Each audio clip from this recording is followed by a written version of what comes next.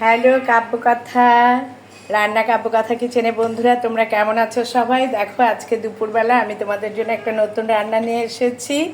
আর সে রান্নাটি হচ্ছে কাঁকরোল পোস্তর মাখামাখি। আর কাঁকরোল পোস্ত মাখামাখির জন্য আমি প্রথমে প্যানে একটু সরষের তেল দিয়ে নেব। এবং এই সরষের তেলের মধ্যে আগে থেকে আমি তোমাদেরকে বলছি, দেখো দেখিয়ে দিচ্ছি, আমি কাঁকরোলটাকে লবণ হলুদ দিয়ে একটু সেদ্ধ করে বেটে নিয়েছে। এখানে কাঁচামরিচ রয়েছে, আর এখানে রয়েছে পোস্ত বাটা, আর হচ্ছে একটু বাদাম বাটা। যেহেতু কাঁকরোল পোস্তের মাখামাখি, সেহেতু পোস্ত তো দিতেই হবে প্রথমে। তাহলে আমি প্যানের মধ্যে একটু সরষের তেল দিয়ে নিলাম।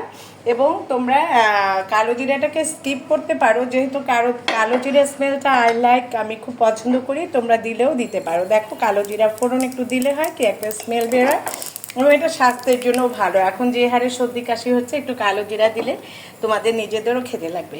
যেহেতু কাঁকরোল পোস্তের মাখামাখি, এই জন্য এখানে আমি একটু পোস্ত বাটা এবং বাদাম বাটা দিয়ে দিলাম। দেখো পোস্ত বাটা বাদাম বাটা দিয়ে এখানে আমি কোনো পেঁয়াজ কোনো কিছু দিব না, এটাকে নাড়াচাড়া করতে থাকবো। আগে থেকে প্যানটা বসিয়ে দিয়েছিলাম, যেন প্যানটা গরম হয়ে গিয়েছে।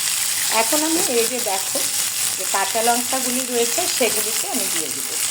দিয়ে দেওয়ার পরে এটাকে দিয়ে একটু কিছুক্ষণ নাড়ানাড়ি করবে। খুব সুন্দর দেখো, তোমরা যখন রাঁধবে দেখো একটা স্মেল বের হয়, খুব সুন্দর। এবার আমি এই যে কাঁকরোলটাকে আমি শুধুমাত্র লবণ হলুদ দিয়ে একটু আদা বাটা করে নিয়েছি। বেশি যে বাটতে কষ্ট হয়, এই জন্য বেশি ভালো বাটিও নিই। দেখো কাঁকরোল তো আমরা ভাজা খেয়েছি, তরকারি খেয়েছি, মানে ঝোল খেয়েছি মাছ দিয়ে। তুমি চিন্তা করলাম একটু পোস্ত দিয়ে কাঁকরোল পোস্তের মাখামাখি হলে মন্দ হয় না। আমি রান্না নিয়ে একটু এক্সপেরিমেন্ট করতে ভালোবাসি। জানি না তোমাদের আসলে তোমরা ট্রাই করো কিনা এবং তোমাদের কাছে কতটুকু ভালো লাগে, কিন্তু আমি এভাবে প্রায় আমি বাসায় রান্না করি। আমার বাসায় যারা এগুলি খাওয়া দাওয়া করে, ওরা তো বলে যে ভালো হয়েছে, কিন্তু আমার রিভিউ চাই তোমাদের কাছ থেকে, যে আসলে তোমরা যখন আমাকে বলবে যে হ্যাঁ দিদি তোমার মতো রান্না করেছি এবং খুব ভালো হয়েছে, তখনই আমার সফলতাটা বাড়বে, কারণ তোমরাই আমার বন্ধু। দেখো এইভাবে জাস্ট এটাকে তেলে সরষের তেল দিয়েছি, আবারও বলছি সরষের তেলের মধ্যে কালো জিরা ফোড়ন দিয়েছি, দেওয়ার পরে কাঁচামরিচ দিয়েছি, দিয়ে তোমাদেরকে আগেই বলে নিয়েছি যে কাঁকরোলটাকে লবণ হলুদ দিয়ে সিদ্ধ করে একটু আদা বাটা করে নিয়েছি। আর তো বাটাবাটি ঝামেলাটা ভালোও লাগে না, আর ইচ্ছেও করে না। তারপরে যখন খেতে মন চায়, তখন কষ্ট হলেও দৌড় দিয়ে করে ফেলি। আচ্ছা, এখন একটা জিনিস দেয়নি, বলো তো বন্ধুরা কোনটা, যেটা দিলে স্বাদযুক্ত হবেই না? লবণ।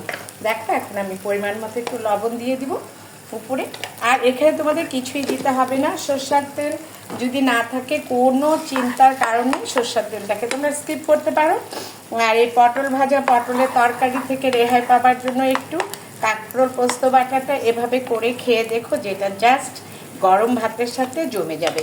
তোমরা ভালো থেকো, সুস্থ থেকো। আগামী রান্নাঘরে আবার নতুন একটা রেসিপি নিয়ে আসবো, এই প্রত্যাশায় তোমাদেরকে এখানেই বিদায় নিচ্ছি।